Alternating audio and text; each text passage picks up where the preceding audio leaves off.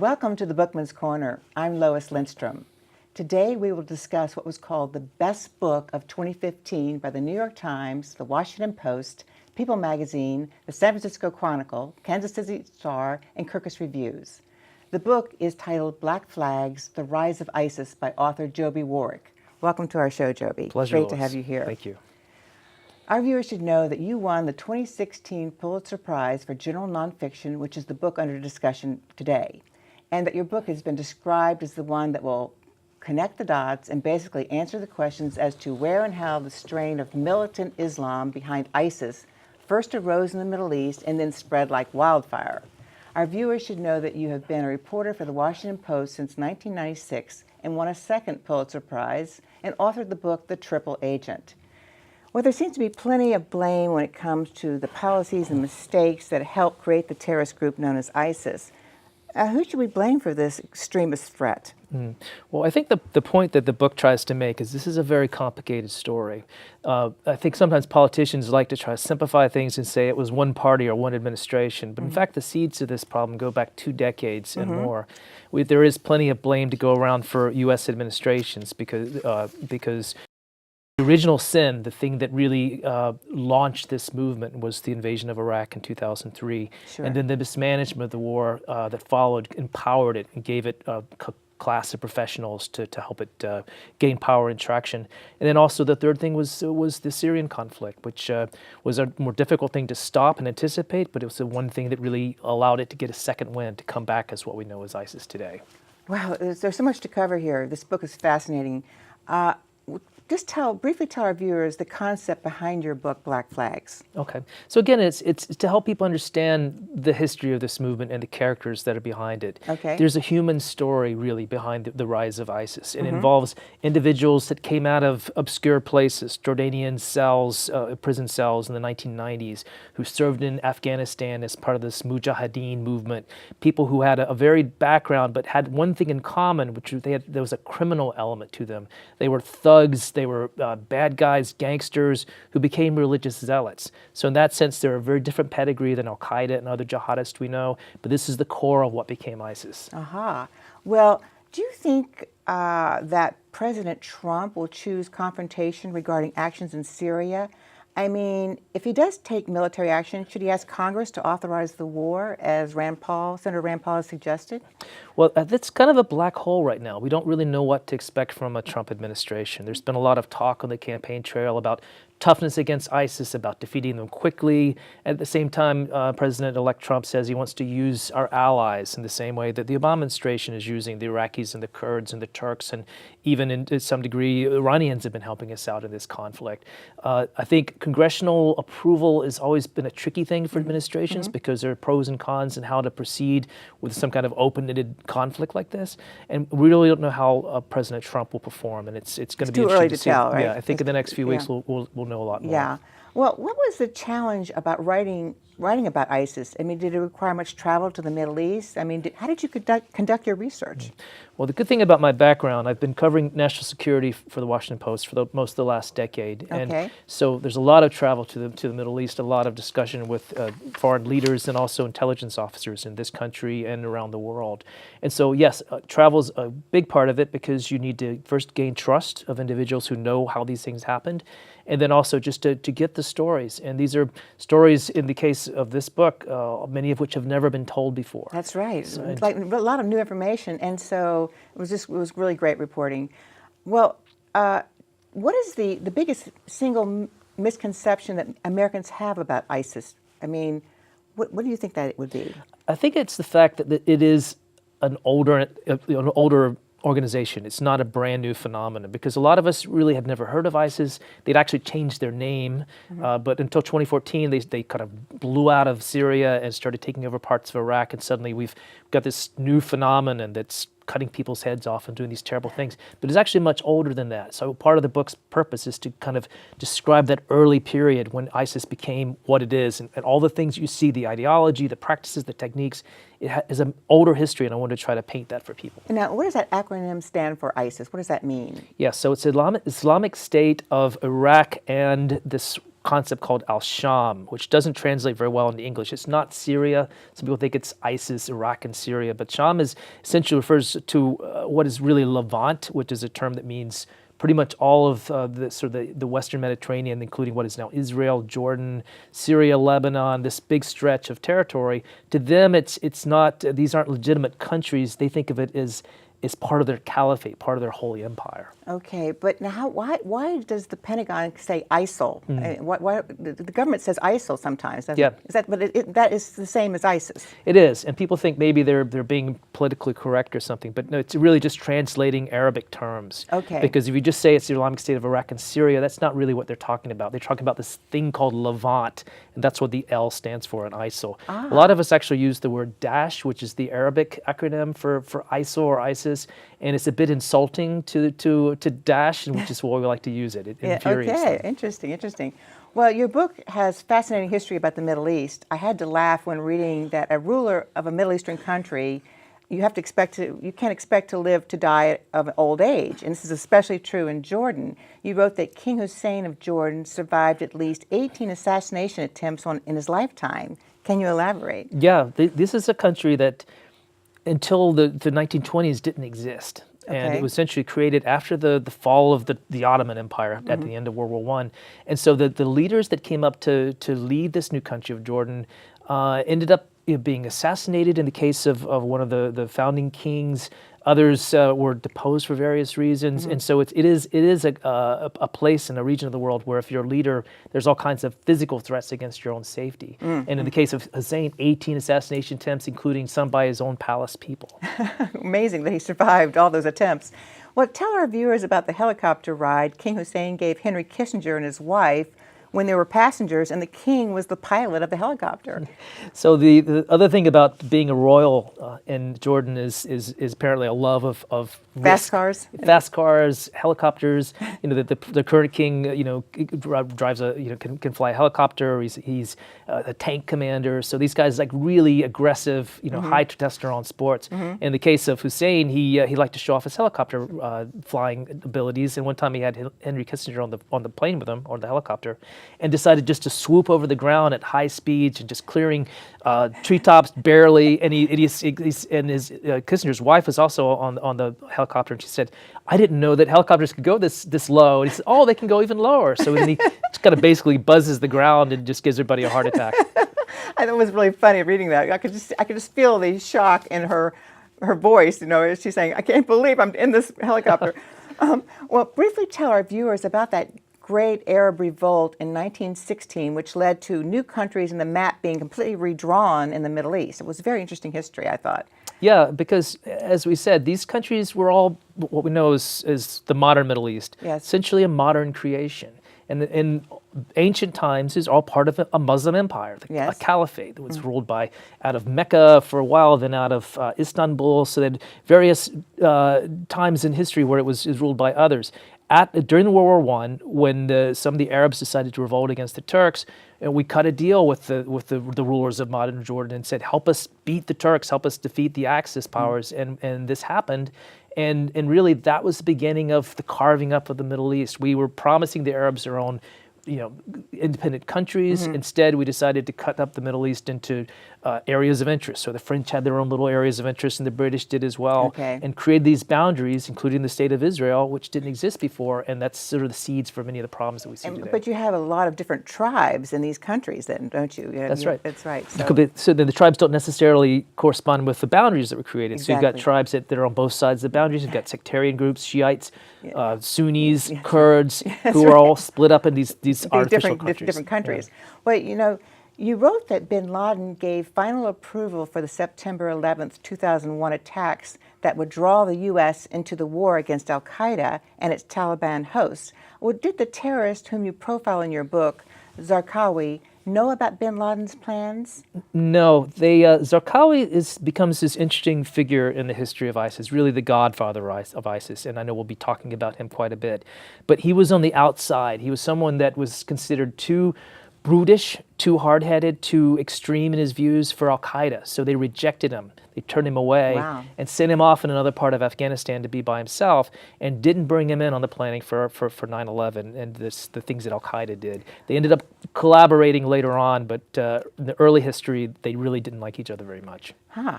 And it was also eye-opening to read in your book about the New Year's Eve party in the Radisson Hotel in Amman, Jordan on December 31st, 1999, that had been targeted for a huge bomb attack, but it was stopped in the nick of time.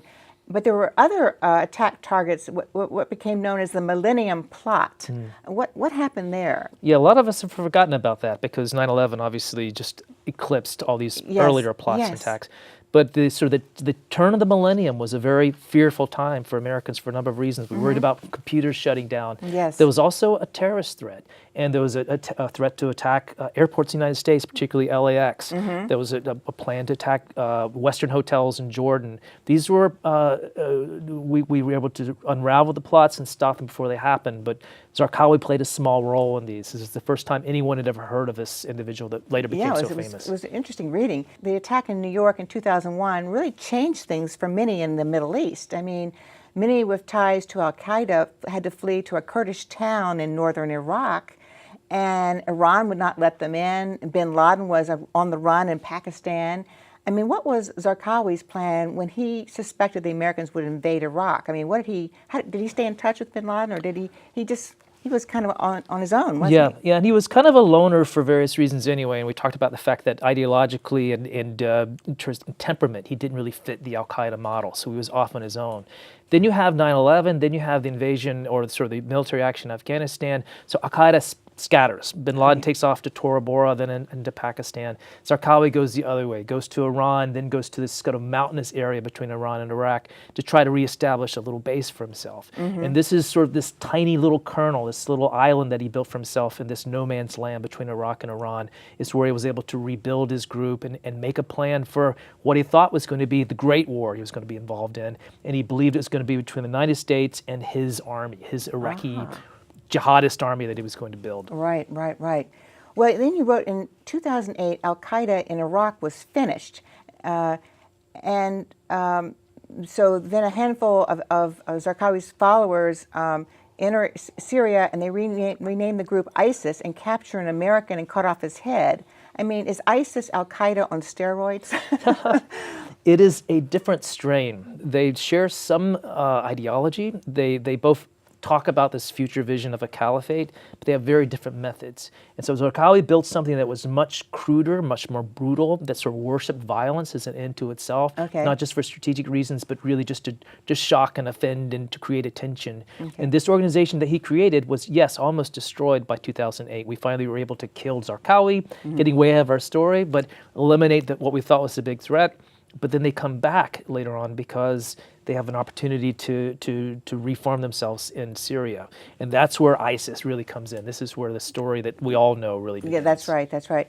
And then, of course, the ISIS had the killings in Brussels, the airport killings in Istanbul, Turkey, Nice, France in 2016. I mean, do you think they have a plan to attack Washington? They have all kinds of aspirations. It's more difficult for them to attack over here just because the challenge of immigrating or migrating to this country is much more difficult for them. Our airport security, our immigration visa laws protect us to some extent. Right. But one thing we can't stop is the fact that people who like the ideology, who feel like they want to be part of ISIS even if they're not, can commit acts in ISIS's name. Even if they have no communication, even if they're not sort of directly tied, they can still strike a blow for ISIS, and it does a lot of good for the organization. Yeah, it's really frightening. Well, it was incredible to read about the disputes between the CIA and the White House staff on how to write a report. Right after President George W. Bush told the American people the war had been won in Iraq, and the CIA reported that there was an insurgency developing in Iraq, and American soldiers were dying at the rate of 10 a week, and many more were being horribly injured by sniper bullets and hidden roadside bombs. And the White House told the CIA, "You can't say there's an insurgency. You're wrong. Please elaborate on that." So this is an important part in the beginning of what sort of proto-ISIS, the beginning of this organization that Zarqawi ran. So here's a terrorist. He's in Iraq. He's starting to do things to destabilize the country, to get Shiites and Sunnis attacking each other. So he starts blowing things up. He blows up the Red Cross headquarters, the UN headquarters. He starts attacking embassies, driving away anybody who could do us some good. Right. And as part of that, he ends up just ripping the country apart. And it's sort of the whole mission accomplished sort of myth that we had created. We'd sort of pacified this country. We defeated the Iraqi army. We're bringing democracy to Iraq. That starts to blow up in the faces of the American administration. But it's amazing to me that the White House administration ignores this, right? Yeah. Well, because it's off message for them. They had, in May of 2003, Bush had famously gone on an aircraft carrier and said mission accomplished. Yes. Said the war was over. And then we had this horrible phenomenon where we're being dragged into an insurgency.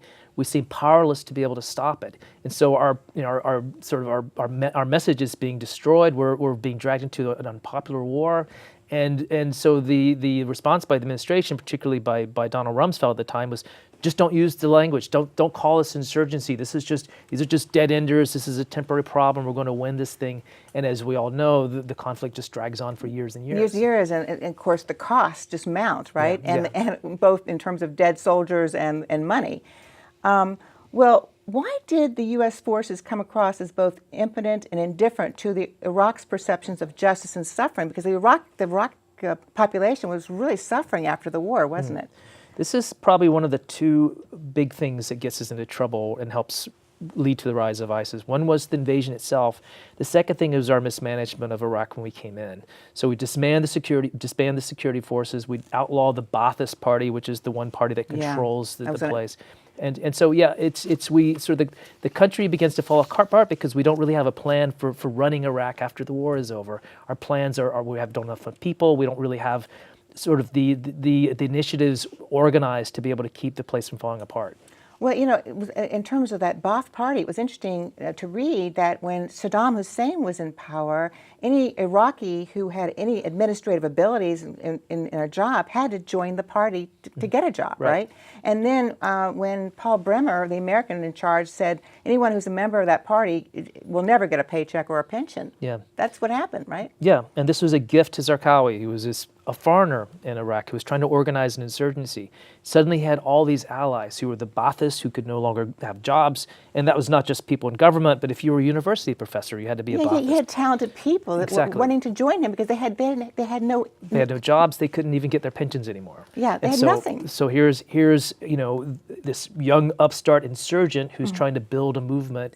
Suddenly he's got all these people very happy to join his cause, and they know the country, they're professionals, they know how to get things done, and so he's got wonderful allies because of that decision to disband the party. Your book is a true page-turner. I mean, please briefly describe 26-year-old American Nick Berg, an entrepreneur from Westchester, Pennsylvania, who decides to move to Iraq and build radio towers because he knows the country's infrastructure is down.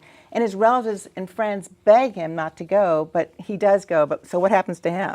So he becomes a star in Zarqawi's coming out moment. So Zarqawi's going around in Iraq blowing up things and killing Americans and becoming famous in his own way. Because he has a video streaming on He does, but he decides the one way to really grab people's attention. It's not by a bombing, it's not by a shooting, it's by taking a single individual and killing that person. So he finds an American, happens to be this random kid running around trying to start a business in Iraq on his own.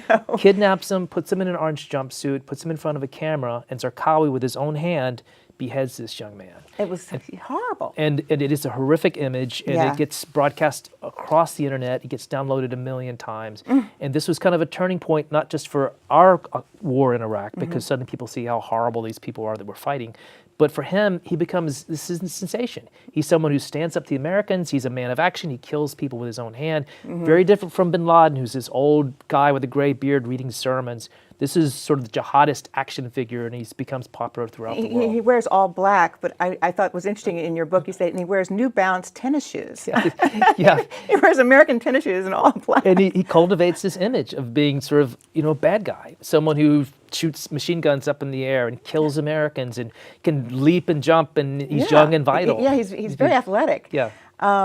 And so and then the other thing was, he masterminds a suicide terrorist event with 2 Iraqis in his former country of Jordan at the Radisson Hotel in Amman on November 9th, 2005. And it was a big Sunni wedding party. And all these children and women get slaughtered by this bomb. Yeah. This is another turning point for Zarqawi because he had mostly been concentrating in Iraq. He was trying to destabilize that country and doing a very good job of it. But his first outreach outside of Iraq was in his own home country. He wanted to attack the king who he thought was illegitimate and wanted just to drive from power. And so, he sets up this elaborate bombing plot, 3 hotels on a single night, all at the same time. And he told his people they were going to kill Americans, intelligence officers. But no, they killed ordinary Jordanian citizens at a wedding party. Yes, and even bin Laden was shocked, wasn't he? The whole Islamic world was horrified by this event, and so you see this. There had been some sympathy towards Zarqawi because he was, a man of action. Yeah, and he was in the Americans' face. He was causing problems for us, but here he was attacking other Sunni Muslims, including women and children, at a wedding party, which is the most ordinary kind of celebration that any family could have. That's right. It was so sad. Yeah, exactly.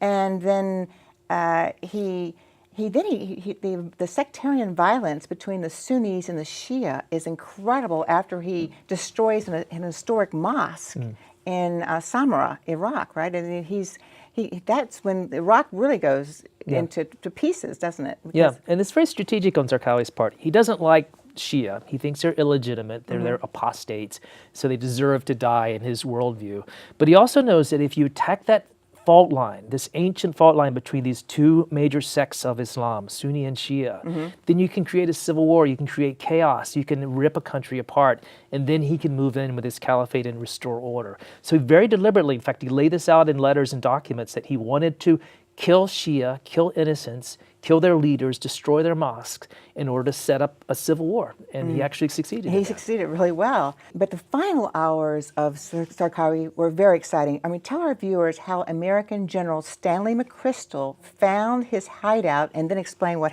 he did. Okay. So by 2006, this has now been a 3-year insurgency, and most Americans are now very upset. The popularity of the war has gone down. Exactly. And so this is an insurgency that's going to go on forever. And so Zarqawi becomes enemy number 1, and we're putting all kinds of energy and attention into trying to find him. And yet Zarqawi eludes us. He keeps just getting away. We almost get him. He's very clever. Yeah, he's very smart. But by 2006, we have General McChrystal in charge of a special forces campaign that is using intelligence, using special forces operatives, using local Iraqis, and going out night after night and knocking over safe houses and looking for Zarqawi or looking for leads. And they finally get a great intelligence break in 2006. They find the name of the spiritual advisor, a man who's meeting with Zarqawi regularly. They find his car. They follow him to this location. A man comes out of the house and it's Zarqawi. They can't believe it. And so they dispatch. They find the drone shows that drone. Overhead surveillance of this man coming out, and everyone's looking at the screen, and that's Zarqawi, that's our man, they think. And so they dispatch an F-16 with a bomb, and they drop a couple 500-pound bombs on the F-16 drops a 500-pound bomb on the house. Right, and flattens the place. And yet Zarqawi survived. He is pulled out of the rubble still alive. And for at least a few minutes, he looked into the faces of American Special Forces operatives who gathered to capture him if he was still alive. It was too late, baby. It was too late, baby, but he did see the people who did it to him. Now, then you write about Robert Ford, the U.S. ambassador to Syria in 2011, suddenly looks up from his desk and sees a throng of sweaty, agitated men climbing up the walls of the embassy, and the attackers are basically going after him. I mean, he must have been shocked. Yeah. What caused this to happen, and how was it stopped? So we're fast forwarding. Zarqawi's been dead for now 5 years. That's right. So now what's happening in the Middle East is this thing called Arab Spring. When you see uprisings in Egypt and Tunis and in Syria.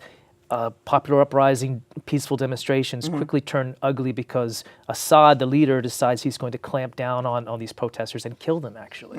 And so he tries to make the Americans the symbol of this unrest in his country, and he orders his goons to attack the U.S. embassy.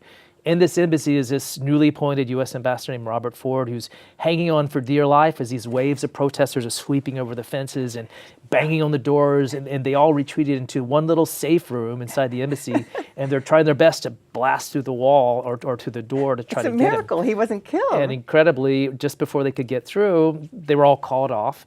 I guess Assad must have thought they had done enough, and so they all retreat and go away. And these guys walk out of their little safe room thinking, gosh, we just really could have gotten killed. Well, is there any surprise that the U.S. government cannot stand Assad? I mean, just by doing that? Yeah, he is a person who's made so many problems for us through the years.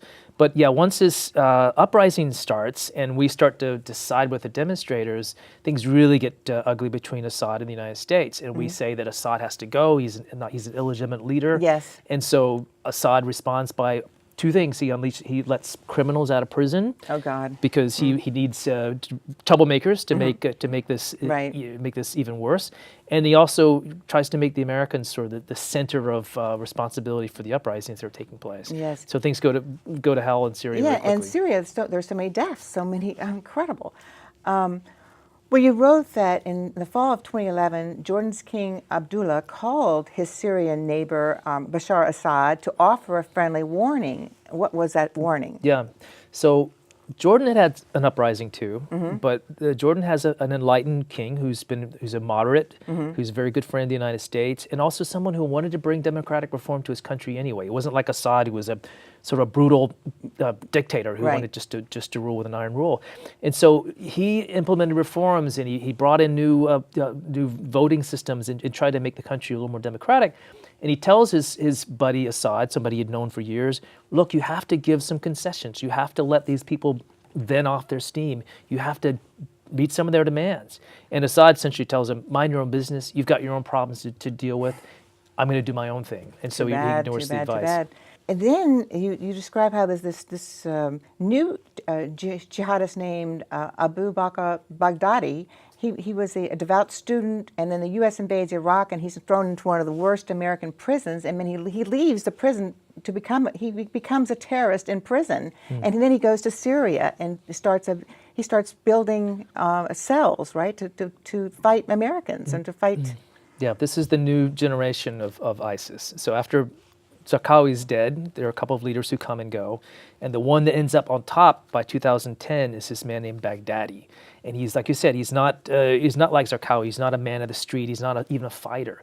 But he's a religious scholar who decides that he wants to fight the Americans because it's his Muslim duty as a good Muslim. Yes. And so he ends up, by default, because people around him are getting killed, becomes a senior spiritual leader and then the leader of this organization. So he's the one that takes the mantle of leader of this thing that's called ISIS. He's the one that had the vision of going into Syria and starting the organization there. So what modern ISIS, as we know, is really coming from this man, Baghdadi, and people around him. Well, I wish we could talk for another hour, but unfortunately, our time has come to a close, and I just have to ask you, where can our viewers find your book in Arlington? Okay, well, it's at all the major bookstores still. The paperback just came out last fall, so it's still widely in circulation. And you could go to Amazon or Barnes & Noble and look for Black Flags, The Rise of ISIS, and you'll find it. Great, great. And Joby, thank you so much for being a guest author in the Bookman's Corner. Your book is fabulous, and I just hope everyone just runs out and buys it today. Thank you. Really enjoyed the show. It was really great. And thank you for joining us. Please join us again next month for a new edition of the Bookman's Corner. I'm Lois Lindstrom.